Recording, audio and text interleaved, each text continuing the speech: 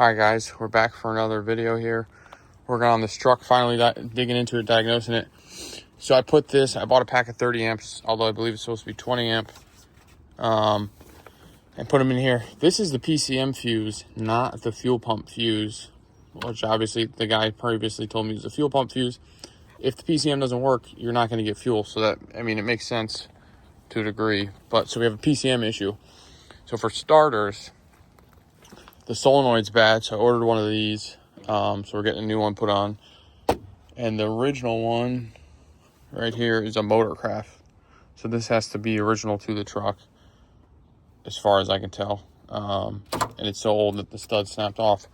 So we're going to throw this on first, see where this is. And I assume this is short to ground, so then we'll check all our grounds for this. But I need that to power everything else, which it's not.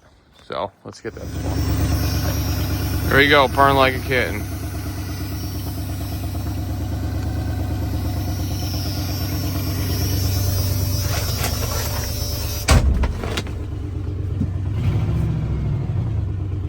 Oh, she sounds good. See, first drive. See if we got some gears. Oh yeah. Oh yeah.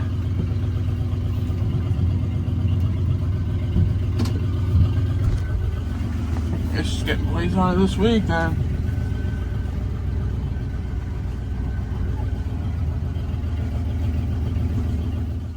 Okay, so we got it running. Luckily, didn't have to throw too much money at it. Honestly, I ordered a power probe because I don't have one. I only have a multimeter and a test light. But for $6, you can get like a 10 bag of these, and we burned through a bunch on Amazon. And let me just go over what we did to get this figured out.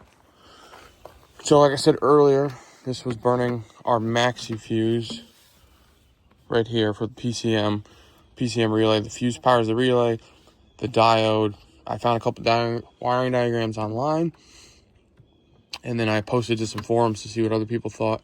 And since the PCM powers everything, one guy suggested disconnecting the trans harness to isolate whether it's a trans issue or a wiring harness to the motor. And I believe this also powers stuff in the dash. So I disconnected the trans harness.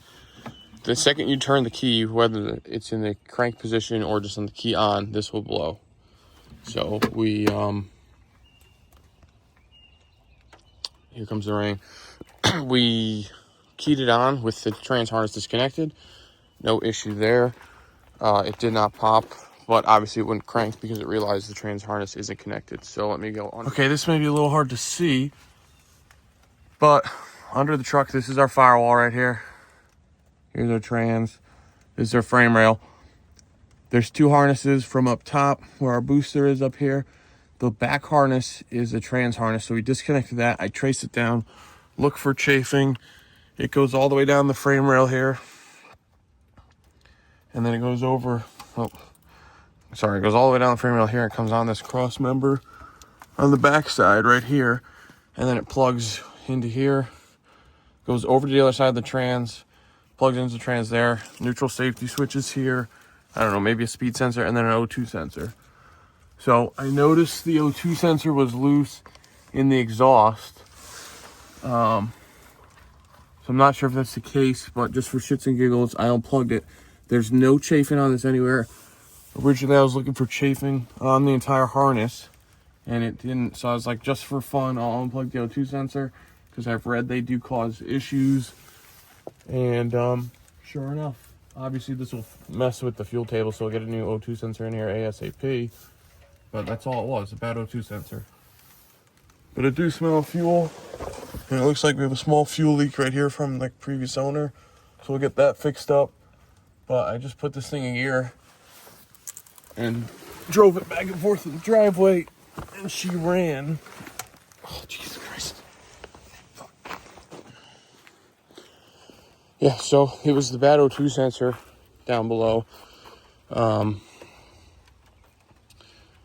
yeah, that's how we fixed it. So, like I said, my initial process would have been to wait till my power probe comes in today, remove this fuel pump relay, or I forget, One's horn, one's PCM, one's fuel pump. Remove those relays, figure out why this isn't working, and then troubleshoot from there. Luckily, just unplugged no 2 sensor. Now I moved, there's one down here I moved off of the block because I read someone, like I said, posted that sometimes they're chafed through, but that one showed no chafing at all. But we're gonna get a new one hooked up to it so it can keep our fuel tables good. I did replace this yesterday. It has nothing to do with the fuse issue. It was just bad.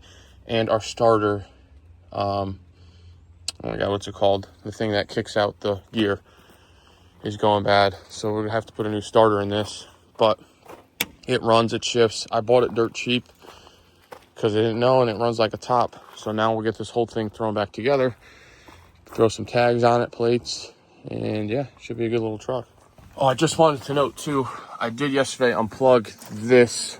I believe it's an automatic car starter, just in case this was grounding out. So I would always check for things like this as well. In a instance like this, it didn't happen to be this, but I don't have the remote start anyways for this truck, so I'm just gonna remove this in the near future to get it out of here.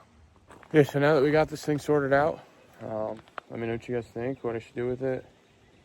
I definitely want to throw some gears in the rear. And then, I don't know, do I build a 302? Do I build a 351? But anyways, that's one way to figure out how the fuse is bad. I know in the 96 and olders, the fuses are changed to numbers. So this would be fuse 9. And I know people also have a problem with fuse 22, as well as the fuel pump fuse. In the older trucks from 95 below, I believe they're referred to as letters. Still the same fuse panel used, it's just what you refer to, or what the year refers to. But that's how we figured it out. Hopefully you guys, if you have the same issue, you can figure it out as well. But like, comment, and subscribe.